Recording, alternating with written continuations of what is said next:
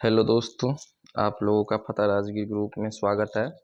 चलिए आज हम लोग बायोलॉजी का कुछ क्वेश्चन देखेंगे जो 10वां का जो है आपको बिहार सरकार का बुक और बीटीसी से मिलता जुलता है।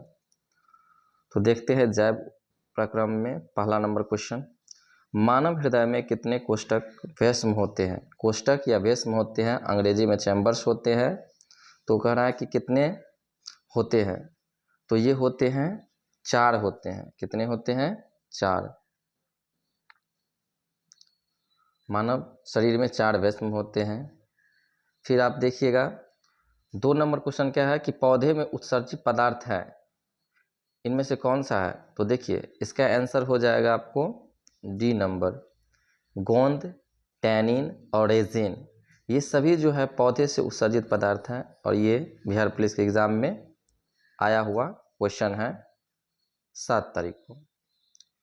अब 3 नंबर क्वेश्चन की तरफ चलते हैं। बोल रहा है गोबर छत्ता है अथवा गोबर छत्ता में किस प्रकार का पोषण होता है? तो गोबर छत्ता में एक मृतजीवी पोषण होता है। किस प्रकार का पोषण होता है? तो एक मृतजीवी पोषण होता है। फिर आते हैं नेक्स्ट क्वेश्चन पे।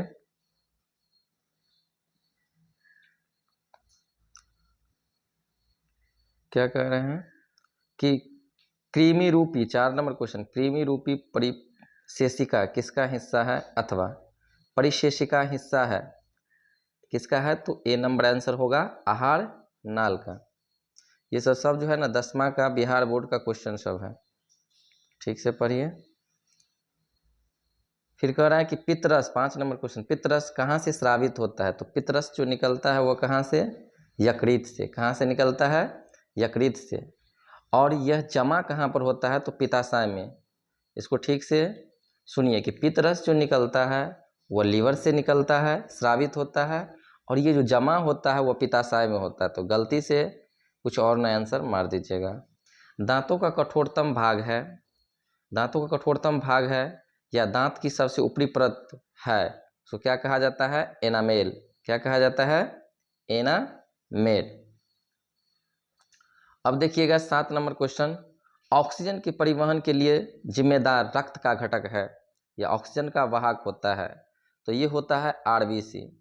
जो आरबीसी का काम होता है हमारे बॉडी में ऑक्सीजन का परिवहन करना, सर से लेकर पांव तक जो है ना ऑक्सीजन का क्या करना, एकदम परिवहन करना, ऑक्सीजन को पहुंचाना। फिर 8 नंबर क्वेश्चन देखते हैं। 8 नंबर क्वेश्चन क्या कह रहा है कि लाल रंग निम्नलिखित में से किस प्रोटीन की उपस्थिति के कारण होता है? तो ये होता है हेमोग्लोबिन के कारण। इसका आंसर होगा ये सी, हेमोग्लोबिन। हेमोग्लोबिन के कारण ही खून कैसा दिखाई देता है? लाल दिखाई देता है। 9 नंबर क्वेश्चन, कवक में पोषण कौन सी विधि पाई जाती है? कवक में जो है मृतजीवी जो है पोषण पाई जाती है। किस प्रकार की पोषण पाई जाती है? कवक में मृतजीवी पोषण पाई जाती है। जड़ का वृद्धि अधोगामी वृद्धि है, जड़ का वृद्धि जो है अधोगामी वृद्धि है, गुरुत्वानुवर्तन। ये देखिएगा जड़ कहाँ जाता है? मिट्टी की यानी कि नीचे की तरफ जाता है, तो गुरुत्वानुवर्तन इसमें जो है ना वृद्धि होता है। अगर प्रकाश की तरफ कहता तो जो है प्रकाश अनुवर्तन हो जाता है। जल वाला पौधा जल में रहता है तो जलानुवर्तन होता है। ये सब। 11 नंबर क्वेश्चन क्या कह रहा है?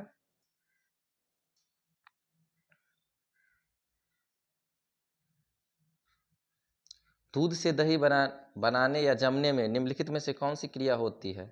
तो जो दूध से जो दही बनता है उसको कहते हैं किण्वन विधि कहते हैं। कौन सा विधि कहते हैं? किण्वन विधि कहते हैं या फर्मेंटेशन, इसी को कहते हैं किण्वन विधि या फर्मेंटेशन। 12 नंबर क्वेश्चन, क्लोरोफिल वर्णक का रंग होता है, जो क्लोरोफिल पाया जाता है 10वां में सब पढ़े होंगे, उसका जो है वर्णक का रंग कैसा होता है? तो ये हरा होता है। कैसा होता है? हरा। फिर आते हैं 13 नंबर क्वेश्चन की तरफ कि रंध्र मुक्ता पाए जाते हैं अस्टोमेटा पौधे के किस अंग में पाए जाते हैं? तो पत्तियों में पाए जाते हैं। कहाँ पर? पत्तियों में। चलिए, यदि क्वेश्चन अच्छा लगे तो चैनल को लाइक एंड सब्सक्राइब कर दीजिएगा, और कुछ यदि सुधार करने की जरूरत हो तो ये भी बोलिएगा।